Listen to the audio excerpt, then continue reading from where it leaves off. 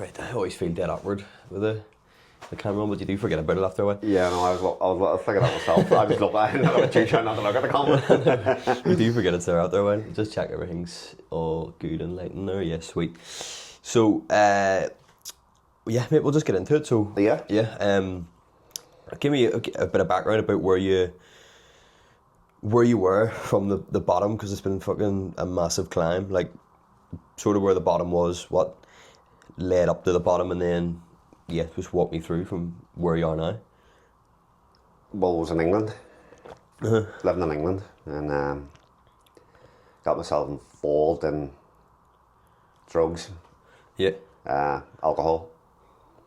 I'm a recovering alcoholic and drug addict. Drug of choice. I was going to say, what's the drug of choice? Cocaine, and then I went from cocaine to crack cocaine. Right, yeah. Just nice and light stuff. Yeah. Nothing serious. Yeah. So, yeah, and then decided I had to come off the coke because I'd got myself into so much debt and I'd got myself into so much Shit with it. shit with I. So, but then I was still drinking heavily. And I was living in a place where I didn't really have any family, friends or anything, so I ended up sort of just drinking in the house on my own. Yeah. Which led to Just to kill time, more so and pastime. Yeah, and boredom as well. And then I was struggling with anxiety and really bad depression. Yeah. Getting out of the house was just a nightmare. Couldn't get out of the house. Yeah. The only time I could go out was when I was drunk enough to go around to the shop to get more alcohol. That was the only time you were crossing the front door, yeah. And then, I lost my job as well, because obviously I wasn't going to work because I couldn't go to work. Oh, yeah. Were you been drinking it every day, like? Most days? From morning to night, like, wasn't sober.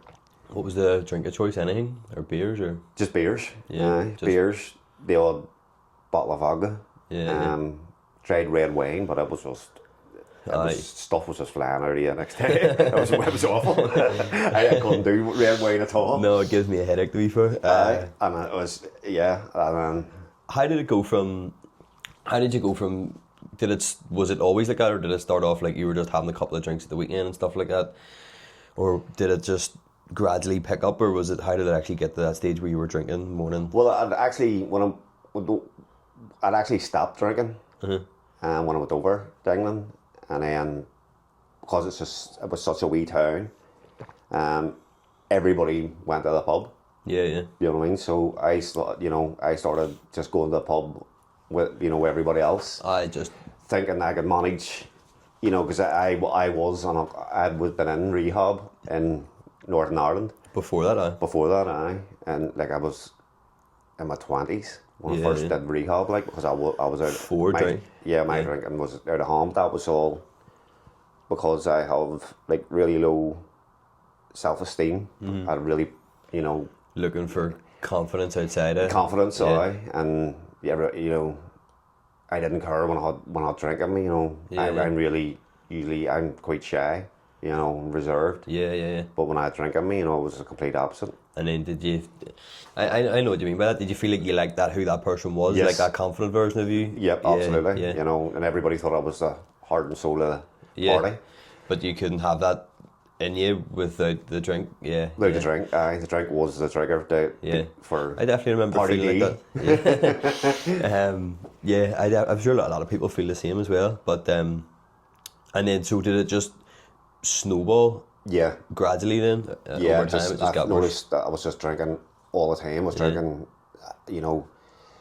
to get out of the house, I needed a drink, my nerves were all shot. Did you know at the time you had were you conscious at the time? The first time I went to rehab, I did it because everybody else was on my back. I just to get them. I just thought, I'd maybe drinking a wee bit too much. And how, I'd had a few mishaps, I lost my license and that for drinking as well, Yeah. Drink and driving, so, that was stupidity. But, that was, I didn't still think that I had a problem, even after Yeah. Like all that. And then everybody was saying, you have a drink problem. So to get off my back, I decided to go. Go to rehab to keep them quiet. That's the worst thing to go to rehab, because you're not going for yourself, you're going for everybody else. Yeah, just tick this box and then get back to and then get back to normal. And then, like I said, just when I moved over to England, I just thought I could still control, because I was off it for about 5 years. So you had that wee bit of false confidence to be like, I've got that under control now. Under control, I can handle this. Yeah. And then, like I say, I started going out with people around wee town, and it just started to build and then before I knew it, it was on top of me. Yeah. Because people don't see alcohol building up, and then it just got to the stage where I was back to not being able to get out of the house without alcohol.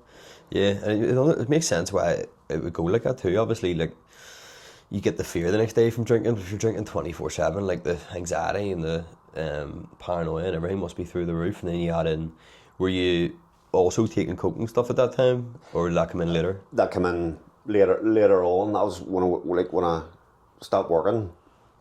I met a few people, and the first time I went down to their flat, I kind of walked in and I kind of seen the lines, and I was like, oh hell, you know what? Happy days. Yeah, well, part of me was going, oh shit, and then the other part of me was just like, and then that's what I just started banging it. Yeah. And that was every day. That was flat then. Just flat out. Yeah.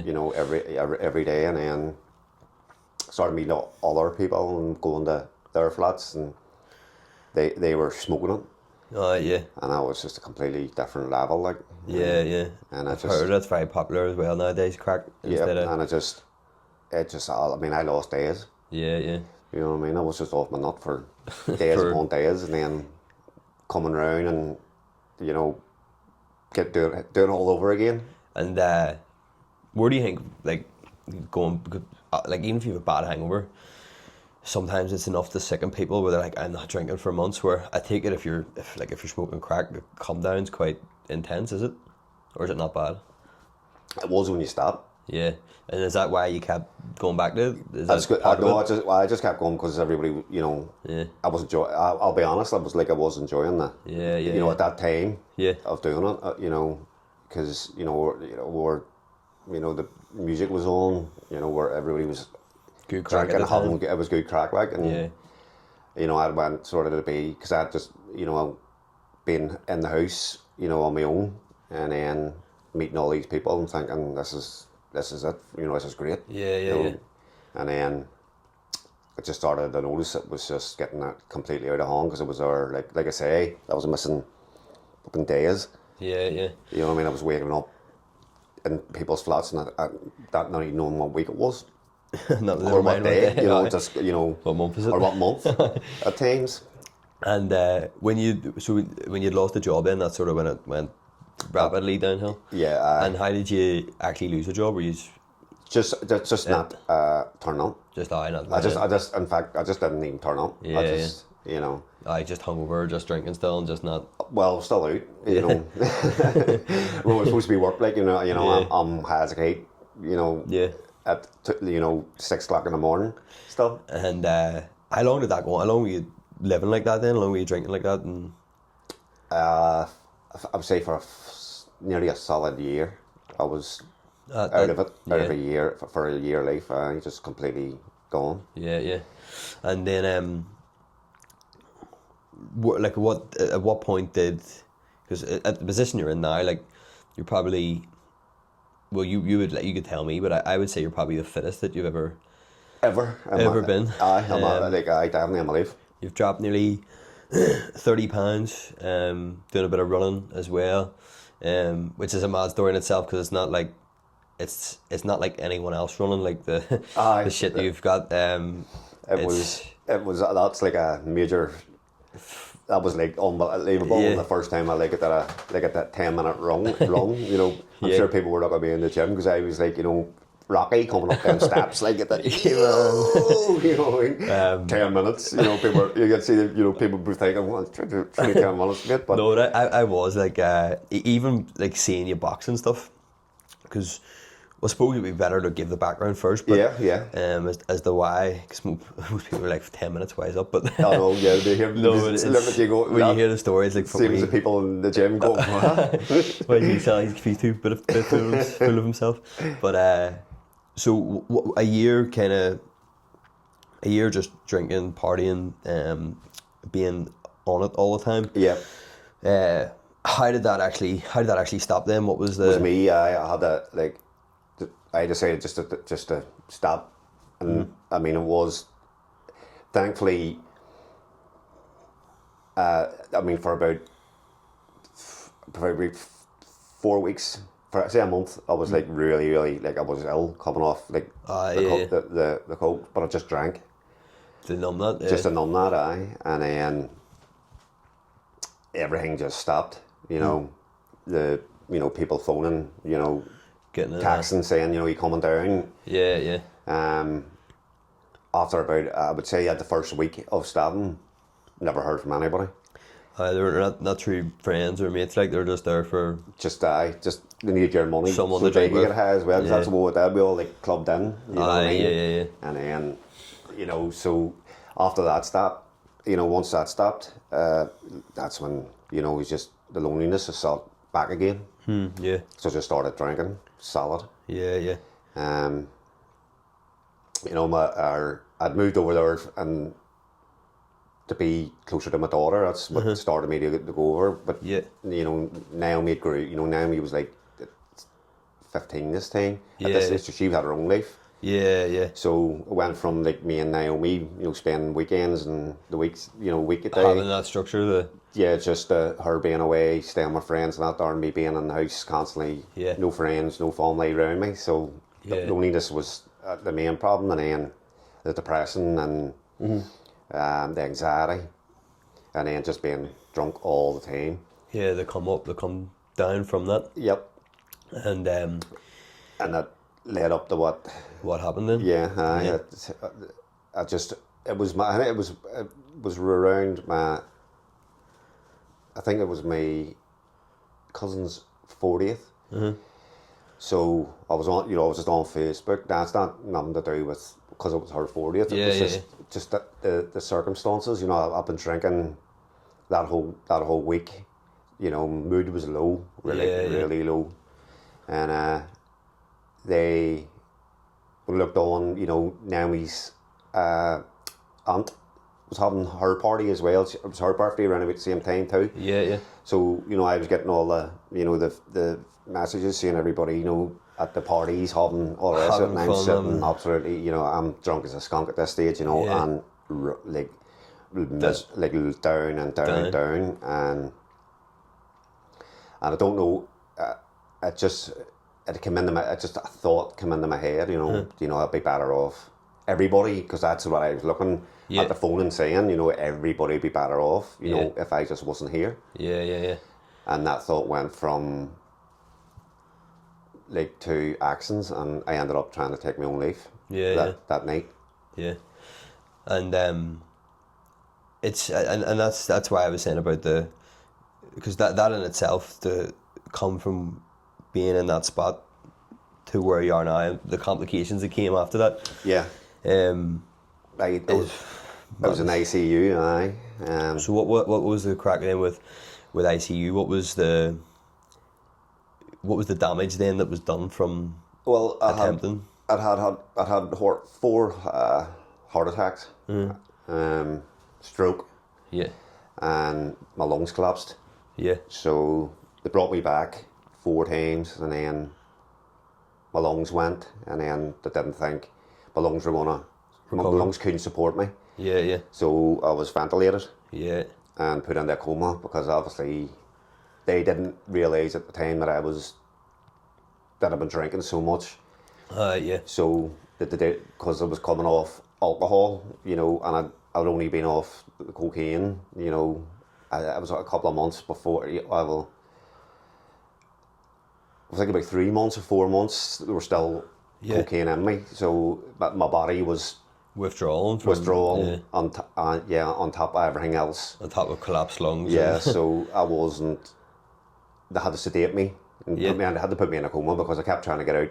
Yeah. But the matter amount of drugs they tried to pump into me, I still was trying to get out of the hospital, out of the bed, fighting with them. And I think my sister said my sister's a nurse, and I think one of the nurses said, we've actually pumped your brother full of about 10 grams worth of drugs, and he's still going. As if you didn't have enough drugs in you from before. Still having enough drugs, yeah. So I ended up in ICU, ventilated, in a coma, and my lungs couldn't support me. So I was basically, it was my family, my mum. They told my mum and dad and sisters to come over because they were basically just being told to come over and say, because I wasn't going to make it.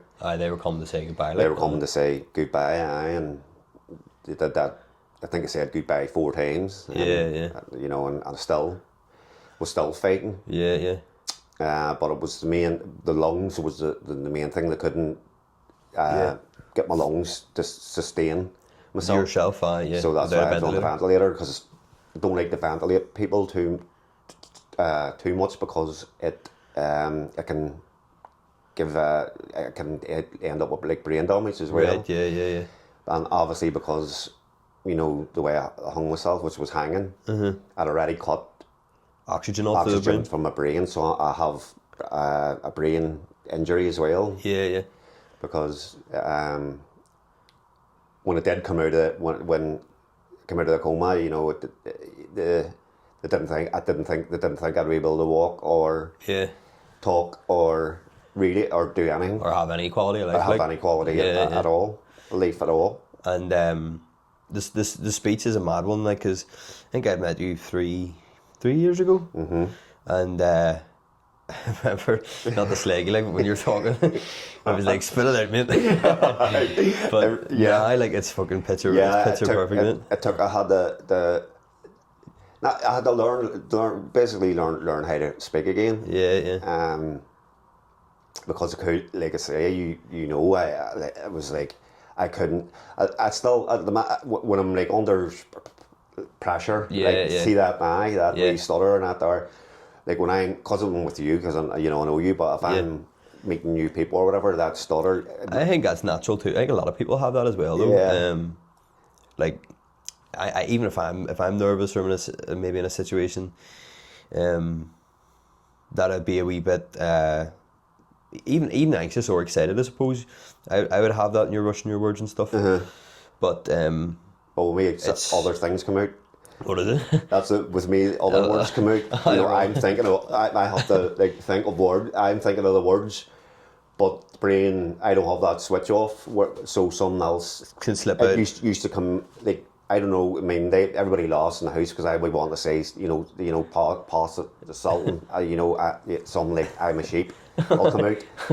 Whereas, and then it'll go into some. It'll be like, I'm a sheep, and then it'll go into poor welly boots, So, I remember trying to, and then it'll be going, oh, what am I talking about? Just, I think one day I was at the fridge or something. You'd said, I'd said to you, like, what are you training today or something, and you said something about a fridge, and I was like, that's it. I'm trying to say words, but something completely different comes out. Here's good crack, but it's funny. And I mean, people get just when I first come around, I was just this desperate. I just couldn't say anything. And then when I started coming around, when I did unsedate me, the physios come around because I was in ICU. They try and before they leave ICU to try and get you to get up. They really want to see how much brain damage was actually done. Because I wasn't really verbal, and then. So the physios wanted me to get up, to sit up and try and walk. Yeah. And that was a different one. That was scariest because I looked down and all at my legs and I didn't know what they were. Didn't understand. Just couldn't move them, or I just couldn't. I didn't know what they were. Yeah. You know what I mean? The brain wasn't telling me they're legs. I just looked at these like things, and I was like, thinking, what do I do, man? Yeah. It's probably hard for people to understand unless they've been in that situation, like, because it's a hard thing to wrap your head around, like not knowing what your legs are, obviously. Aye, and I mean, even just like some of the things happening, I see you that didn't happen. You know what I mean? Because I thought I'd get out of the hospital now at one stage. Like hallucinating almost, or yeah, aye. So it was hard for me to see to tell what was real and not what wasn't real. Yeah. Because like I say, when I was in the coma, I thought I'd get out of the hospital now. It was.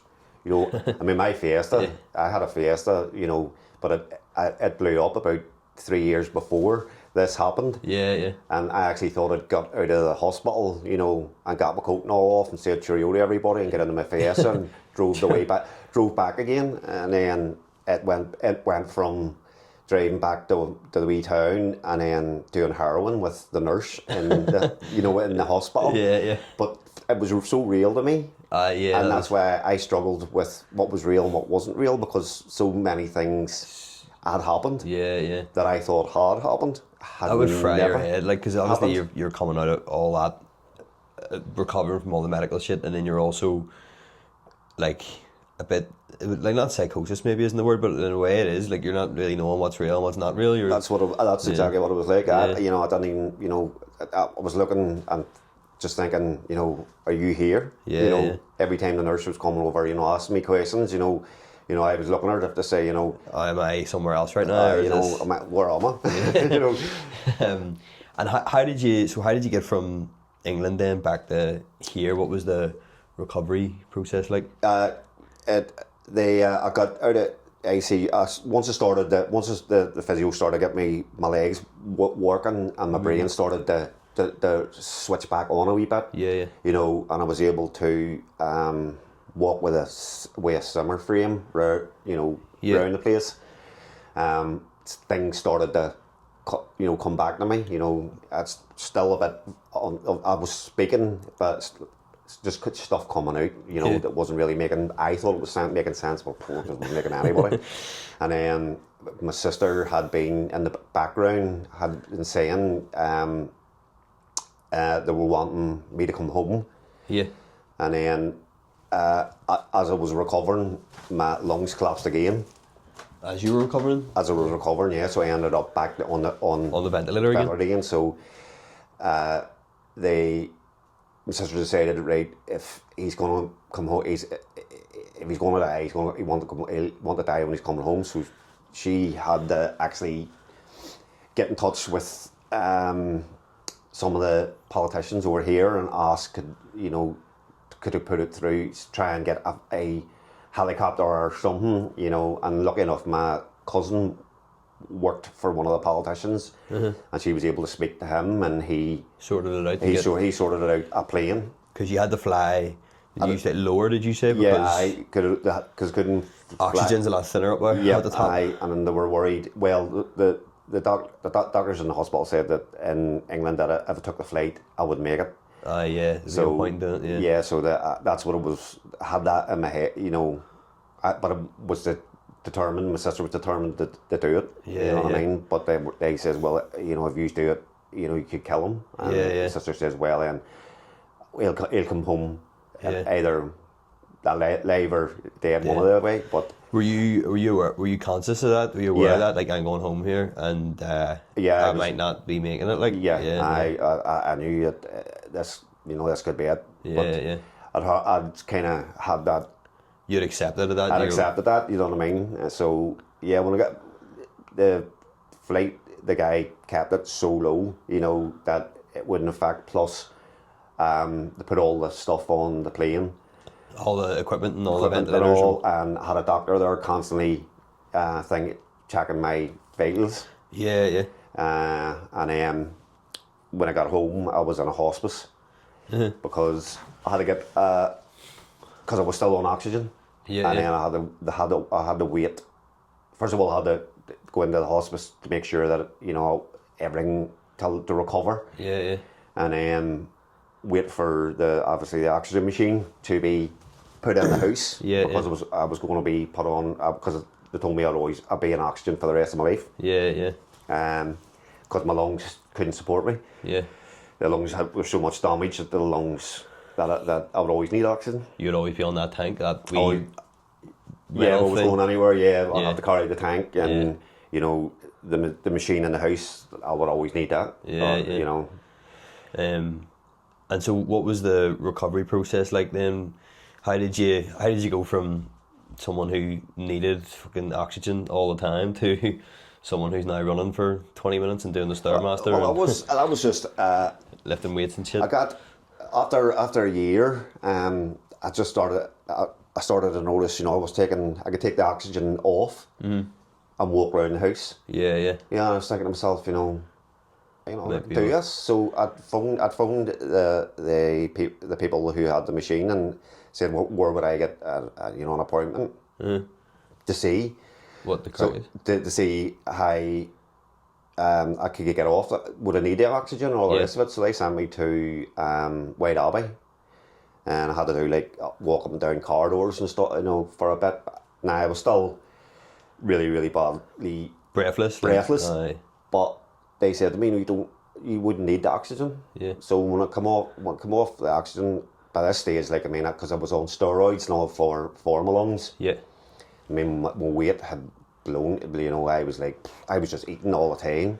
I mean, especially when I was in the hospice, because obviously when I was in ICU, I was feeding with a tube. You know, I went from being able to eat, because my throat, my voice box had been collapsed, so you know, I had to be fed through a tube until my voice box that had healed itself enough to swallow. But once my sisters were up, when I was in the hospice, my sisters were bringing me up 30 quid's worth of food, you know, like chocolate and crisps and juice, and I was just sitting, because I couldn't sleep, because it was on the steroids, kept me awake. So it was just 30 pounds worth of chocolate and crisps, you know. It's been me the last 2 days. You know what I mean? And I went from because I mean, when we went into the hospital, because I hadn't been really eating, I'd just been drinking, I was 7 stone. Fuck yeah. So it wasn't one of them, I mean, because I had to put me on, you know.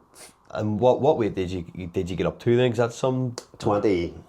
20? 20, but hitting 20 stone when I was, I know. 13 stone gain. That was just chocolate too. It was nothing good in that at all. It was just chocolate, juice and crisps. I mean, in the hospital, the wee drawer here on my bed, you know, on a oxygen, and every time I was just apple bars of chocolate, just shoved it in the struggling to breathe, but you're getting the chocolate down you. So, and then when I come off the oxygen, I just, you know, I started, because of, you know, I was thinking, you know, here, you know, this is different, you know. Here, I'm not going to be, because they told me I will always be in it for life. You expected to have to be on this. So I was thinking, right, this isn't, you know, this is alright, you know what I mean? So I started worrying about my weight, you know, because I was thinking, you know, if I'm gonna, because I always thought I'd be stuck in a house, you know, I didn't think I'd have a life. You didn't think people would nearly see the weight? No. Yeah, so I didn't think, you know, I wasn't worried about it. But then when I started to go out, you know, go to Tesco's and all, then I was different, because then I started to have a few pure on panic attacks, because, you know, obviously I was fat and I couldn't breathe, and I just looked like that guy that was really unfit. And then I was just looking on for gyms, and then I found Revolution, and then started there, and then that's when I met you at Revolution, seeing you coming in and out, doing your wee videos and sport massages and shit. No, 100%. And so you first, that probably would have been helping the lungs either, would be the what do you call it, the weight and stuff as well. But you went to Revolution, and shout out Rob. Rob had sort of took you from this, Rob took me on. Yeah, took you from where you were to being able to train and be comfortable and be confident in a gym too. Yes, that's right. He took me on because I didn't think, because I've found about a few places and they were like, because of my, I told them what they were like, not worth the risk, mate. Your insurance wouldn't cover you. Your membership's going to be 10 times the price. Yeah. And then so and you started, well, when you came on board with me, you were 94, 93 kilo. Aye. And we're now close to 80. Yep. Which is amazing. Like, but what would your advice be to someone who is currently in that position that you were in? So, say for example, they are using it could be drink, drugs, or food to cope with emotions like loneliness or I suppose stress or boredom, or they're using something external to kind of get that confidence or to deal with the likes of the depression and stuff. What would because you've came from that end to the opposite end now, so what would your sort of talk about it? Yeah. And don't be ashamed. Yeah. I think there's a lot of it, not so much. Well, see, people say, you see it on the TV, talk, let's get talking, but it's not as easy. Yeah. Is it? And then you really have to want it for yourself as well. Yeah.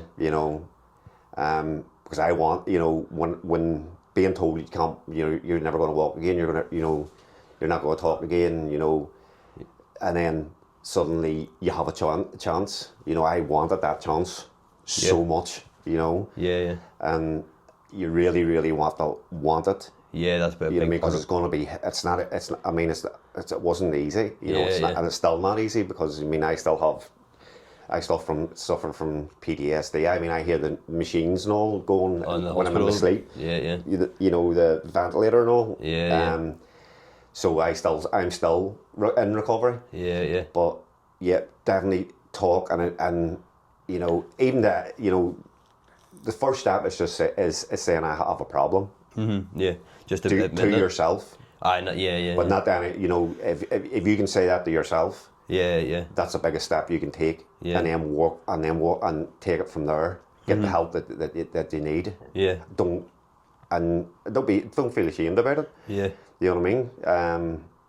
That was part of my problem. I thought I was ashamed. Yeah. To be asking for, I didn't know, and plus I didn't really know how to do go, that. Yeah. Plus I didn't really want to feel like it was burdening, giving people, I thought it'd be a pain in people's lives. Whereas now, people say to me, why didn't you just talk to me? And I said, well, it wasn't that easy. Yeah. You all had your lives. But when I see them now, I talk to everybody now. Yeah. I tell everybody, my story because I want it might help somebody. Big time, and that's exactly why I wanted to do this as well, because there probably would be someone who would watch and say, "Fuck, that's the position I'm in." Yeah. And it's probably, I think it would highlight a lot of things too.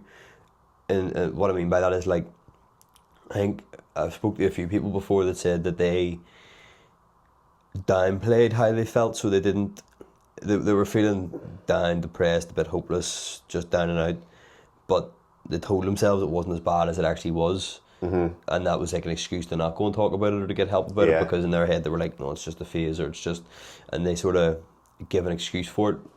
Whereas I think if someone watches you and where you've been, if they relate to it, they'll go, fuck, maybe I am in that position and maybe I do need to actually get a wee bit of help or talk or reach out. I think speaking to someone, or like the likes of counselling and therapy and all this, I think it's fantastic. Absolutely. And like a lot of people, it's very trendy to go to the gym these days and look after your physical health. But I view counselling and therapy and just having even just a chat with it doesn't have to be with a counsellor, like even with a friend or a family member. Mm-hmm. It's like going to the gym for your mind. Yeah. There's times I've been to counselling and think, I don't really need this. And then I walk out going, fuck, I really needed that. Yeah. And you do feel a lot lighter. That's the way I was when I first started counselling as well. Yeah. I was sitting there and I was just like, what am I doing here? And then, like you say, I was coming out going, wow, and that's exactly what I needed. Yeah. You know what I mean? I think as well, if it's a counsellor, that you'll say things, or you can be a bit more open about things that you wouldn't be open about with with a friend or a family member, Yeah. because you know this is a full stranger, and you know it's almost like free reign to say what you need to say. And they pick up on things that you didn't realise yourself. Yeah, yeah. You know, like certain habits and things you do, because I was so thingy about not looking, because I had to look back to go forward. Yeah, yeah, yeah. You know what I mean? And that's one thing I wasn't prepared to do. Mm-hmm. But I mean, if you are struggling to talk, just don't let it build up on you. Yeah, yeah. I mean, and stress as well. Stress, especially like coming up to Christmas, not all the rest of it. Don't. I used to just overthink everything. Yeah, yeah, yeah. And had myself 3 months down the lane, that everything was going to be a disaster. Whereas now I just take every day as it comes, because there's no point if there's no point worrying about something that hasn't happened or that may not happen. Yeah, I would be like that. Even more, like I would be stressed, and what I do when I'm stressed or I'm worried about something is I just go quiet. Like Morgan will be asking me what's going on or what's happening, and I just go quiet. I'd be dead into myself, but I'm trying to solve it. But I'm also I'm thinking 10 steps down the line. Like, well, if this happens and then this happens and then this chain reaction starts to go down, and then I'm in my mind I'm blowing up. Yeah. But I think if you don't actually speak it out loud or let someone know, that's why that snowball effect happens. Turns and as soon as you say it out loud, a lot of the time you're like, that's stupid as fuck. Like, and only may start off with just one thought, and then it's like, but what if, and then what if, and then what if, and before you know it, you're carrying this amount of stuff around your head that you don't need to. The world's going to end tomorrow, you're like... Yeah, and all you have to do is just say, I tell you what, this is, I've got this, and then talk about it, and then... And even if you are worried about something, two things are going. If it's something serious and it's something actually worth worrying about, speaking to someone else is going to help you solve it or get out of that situation. Or if it's something stupid, speaking to someone can tell you you're just that's just overthinking, and it's the right way to go about it, definitely. Even for me, like the gym changed my life. Yeah, you know what I mean, because I noticed when I started going to the gym, when I started to get physically strong. Yeah. I started to get mentally stronger, and that helped my confidence as well. And then when I was on the weight journey with you and started to see, I mean, because I always, when I looked in the mirror, when I was on the oxygen, I thought, this is my life. And then I get up now in the mornings, look in the mirror, and I'm like, it's not my life. Not fitting through the indoors. I'm out the door. I'm ready, and and just I always concentrate on what I worried about what I didn't have. Yeah. Where instead of making the best of what I have. Yeah. Making the best of what you have, and and enjoy. Yeah. I actually used that quote last. I was just checking the mic's on. I actually used that quote last night. I heard it from Kevin Bridges. Morgan wanted, like, we were up at the Crown Shamrock for my granddad's anniversary thing, and we had a couple of pints and a bag of nuts and stuff, but the pizzas weren't on, and Morgan was like, I wish we had pizzas and all, and I was like, do not spoil what you have by desiring what you have not. Yep. It's a Socrates quote. That's. But it's true, like it's. Yep, and it took me a bit deep for pizza, like. It took me a long time before, because that's what I was too busy looking at other people's lives, what they had. Yeah. And what I thought that I didn't have. You know what I mean? And that's what was making me so depressed, because I was thinking, why do I have that? Why do I have that there? Whereas, I've got my health. Yeah. I've got family around me now. Yeah. Do you know what I mean? And I get up in the morning and I'm just thankful for what I have. That's what it's. Comparison's a thief of joy, and gratitude is. I think gratitude's dead important, and being grateful for stuff, because we're all hardwired to look for the negatives. It's a survival thing. We always look out for the negatives, but majority of the time you don't. By looking at the negatives, you miss out on the positives. Like, I seen this story about this girl that was on her way into work. Her tire popped, and then she was late to work, so she had to stay behind. She had to pay the AA, the recovery fee. On the way into work, she spills coffee down her shirt, and or she gets home and her husband's like, "How was your day?" And she was like, "It was awful. Like, this happened and then this happened, and it was the worst day ever." And he was like, there's bound to be something positive, like let's do some gratitude, what was good about the day. And when she started to think about it, she was like, oh, I got to watch that funny movie with you, and I got a nice lunch with my coworker, and then she started listing all the positive shit, and she was like, it's actually not a bad day. Mm-hmm. But if she hadn't thought about the positive shit, she'd be walking through going, fuck, that's a shit day. It's right, but it's definitely a skill, looking for the positives in each situation. It takes a wee bit of time to build up. But definitely, if you are struggling, you know, you're not your own. That's another thing too. You know, I always just, you know, I thought, you know, I was just crazy, you know, and on my own.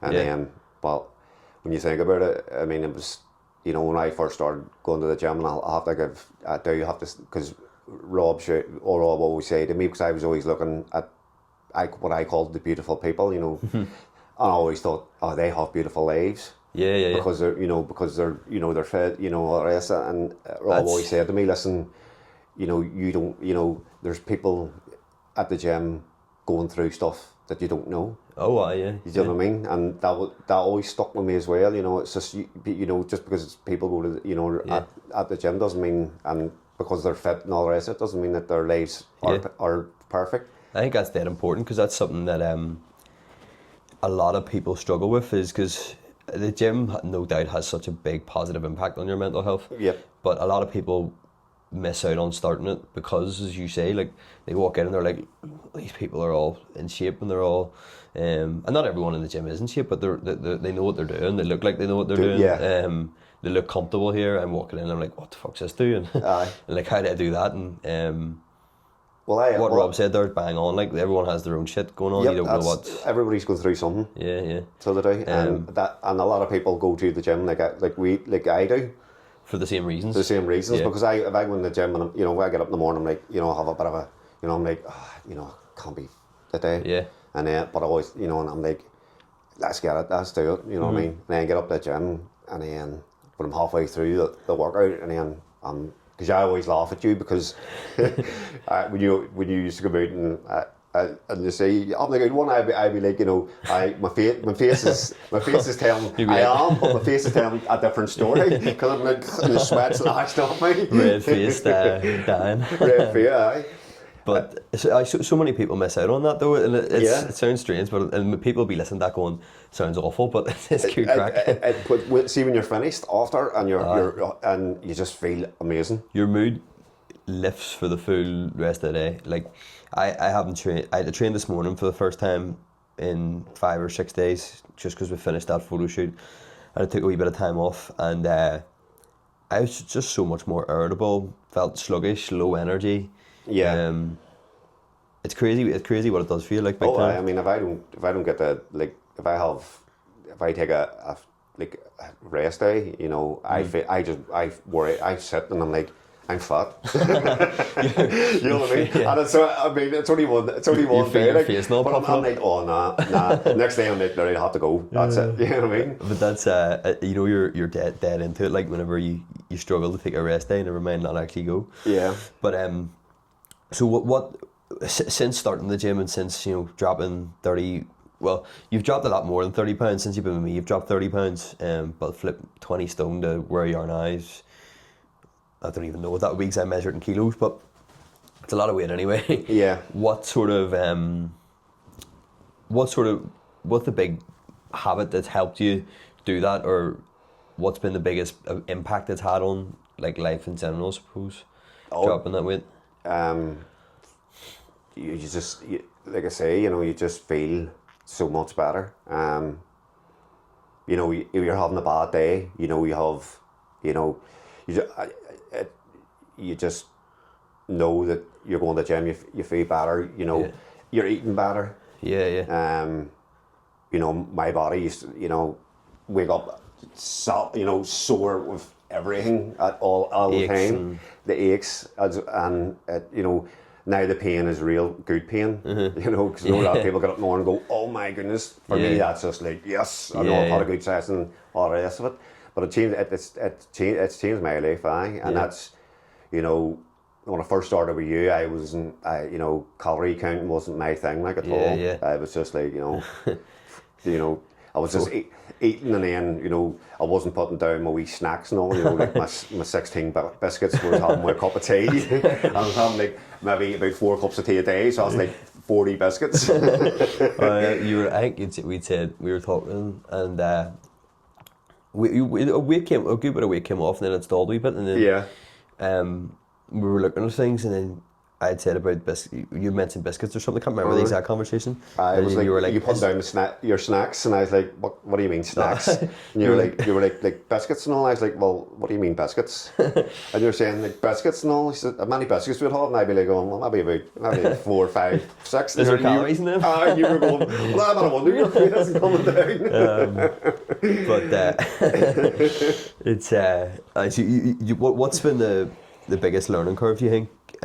Since starting to where you are now, like what's been the biggest what's the thing that's been most helpful, I suppose? The calories, counting calories. Nutrition side of things. I count definitely. Was already just going to the gym and working out, but having like a set program as well. In the gym, structure. So you know what you were doing. That's a big thing I think for people as well. Coming into the gym is. And we've all done it, like when you come into the gym and you just look around and you're like, right, that's free, I'll jump on that. And then you just throw whatever weight you feel like on, you don't really know what you're lifting before, there's no structured progression. I was guilty of that. Like, I mean, I was just turning up, I was going to the gym and waiting or lifting the wall where I was comfortable. Yeah. Well, that's enough. I'll do it, and then the next day getting up and going, I don't really feel much, not feeling anything. And then maybe, doing, instead of putting weight on, just doing all week extra rep, like instead of doing 10, do 11. But the same weight for months. I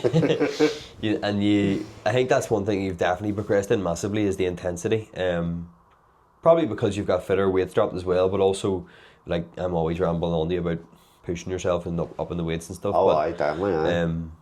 There's no doubt you always do train with a high level of intensity because your face always shows it. Like you're always literally you're about the keel over. Yeah, I know everybody. I can sure people look at me because I'm just like sweaty Betty, and I know mine red like. Yeah. Because but at the end of the day, at first that would annoyed me, but see now it's just it's a good feeling. That's that's all part of it. I mean, who doesn't? I mean, if you're not going to go to the gym and sweat, there's something wrong with you. And. What would you say to someone who's probably who's maybe they've got like so the position I suppose you'd came to me in, so you'd already done a good bit of work, you'd progressed into actually getting into the gym, you were training. What would you say to someone who's I suppose doing it by themselves and knows that they're maybe capable of doing a wee bit more, or they're missing a few wee things? What would you say to someone who's thinking about getting help with their fitness, their training? I would say get your help. Definitely. It's alright going to the gym, but if you're not going to the gym and doing it right, instructed, getting your programs done, getting your weight goals, check-ins, because check-ins are like, that's and having somebody there who is constantly supporting you, and and pushing you as well.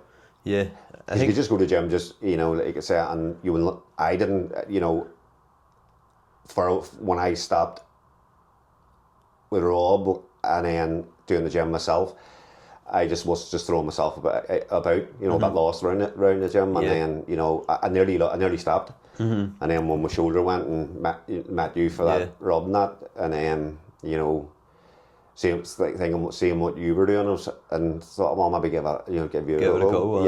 And that completely changed. Because like I say, the structure, having the goals, the weight goals. And like lifting weights, not just lifting the weights, but your weight goals as well.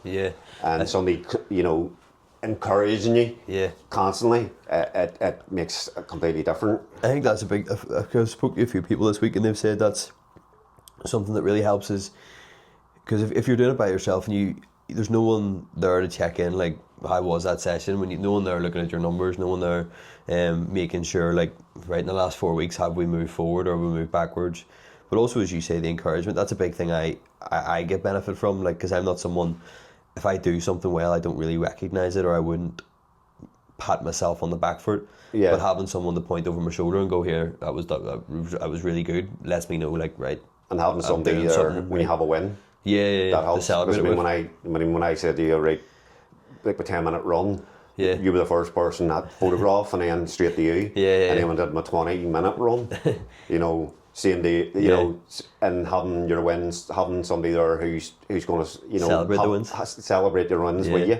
Big time, because it could be, the gym can be a lonely journey as well, but if you've got someone there to celebrate the wins, it definitely helps. And I think, like, if you don't celebrate the wins, I think motivation comes from having momentum and wins. So if you don't celebrate them, you don't recognise them, you're going to run into issues with motivation and dips in mood and stuff like that. So you have to look backwards and see how well you've done. You know what I mean? And it's the low days as well. That when you have when you're there, you know. It's not you know, because I share my wins, but then when I have my low days, you know, you're there. Just that, you know, about, say I haven't had weight, or, you know, I can't, you know, and you always say to me, you know, look where you know, I'm saying, I can't be doing it. You're like, just listen. Look, you've went through worse, you know, look where you went from to where you are now. Do you know what I mean? You can do this. You're fucking so you're there for your low days, for your wins, but on your low days as well. And that's always good to have as well. You know, when you are struggling, you know, just to, you know, send a text, you know, and you're always there. So having the support there that way, wins and lows, you know, it's definitely a winner. Like, give me a big head here, big ego. Well, I mean, I put you know, as you know, Amy, is my niece. Who, and I bought her gift certificate last year from you. Because I knew, I mean, Amy was struggling with self confidence and I knew, like me, she would take to the way you coach. And I just knew that, and she has, and here a year later, which is just lost 4 or 5 stone, like, you know what I mean, and the difference in her confidence, she's beaming as well. And now I have my daughter. I bought my daughter this year. The gift certificate, because I know she'll take with you as well, and you'll do the same with her. No, I really appreciate it, mate. No pressure for me, like, but I really appreciate it. I know there's no pressure, because it's natural way.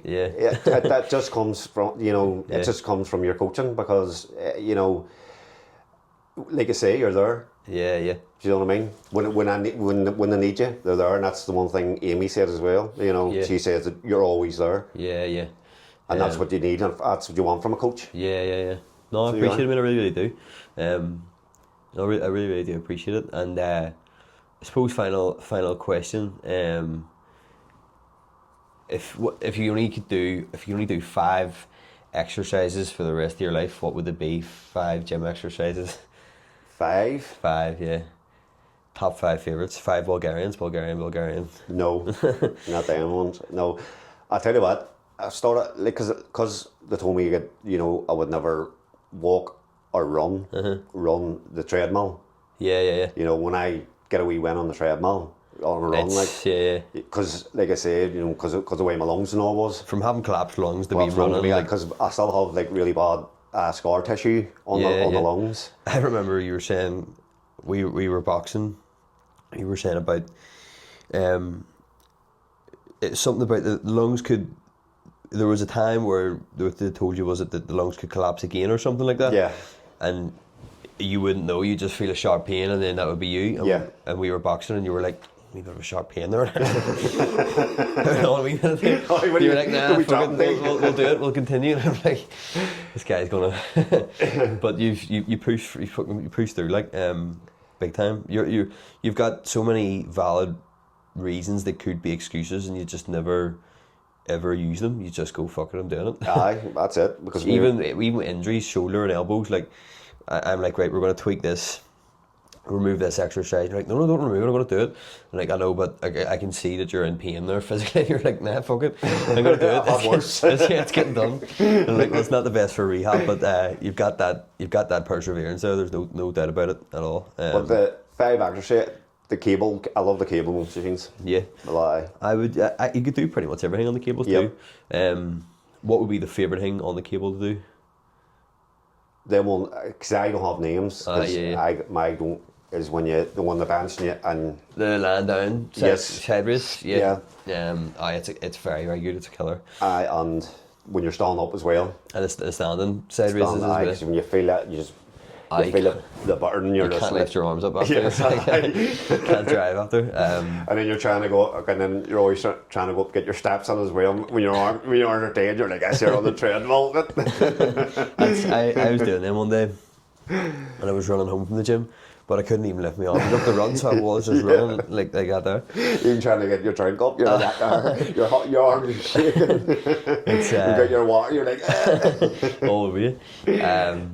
And what's the next goal? Because you went from 94, 95 to 80.5. The goal weight is 80. Yep. So we're 0.5 off it. So we're going to hit that soon. So yeah. What's the next goal? A running base goal, you think, or? No, more added muscle tissue. Add muscle, yeah. 100%. That's the next thing, because I know, because I've slimmed down now. I want to tighten up. Yeah. Speaking of tightening up, so I bought this. I don't know. I bought this whenever. So whenever one of your goals was to get when you started was to get into like one of these gym sort of t-shirts, right? So I bought you this one. Now I actually think it's going to be too big for you because you've lost more than we thought, but you can see there if it's. I think I'll be dead on. It might be, yeah. It might be. Because like I say, it depends on the milk, mate and that there, because that's tight. It's a tight sort of fitting. Yes. But mate, I know you're 0.5 off, so you don't want to celebrate the win just yet, like, because it's still 0.5 to go. But yes. Thank you very much, mate. I appreciate that. Anytime. I remember you saying I bought you a t-shirt. I was like, you were going to give it to me. I was like, no. You're like, what do you mean? I said, no, not till. No, I'm not. I'm still too fat for it. every time you dropped a couple of kilo, you got down to a new bracket. I was like. That t-shirt, I was like, no. I'm trying to reward you early. I'm like, you deserve it now, and you're like, no, wait till I get the 80. Yeah, that's right. When you said 80, that's what I had in my head. I was right. I'll get that t-shirt when we had 80. Yeah. Like I say, I'm only 0.5 off, which is amazing. From like 100%, mate. That's like two big chicken breasts. You know what I mean? To lose like a 0.5 is is very. And for anybody out there, it's just the main thing is just keep going, just keep doing it. Oh, the electric went out there.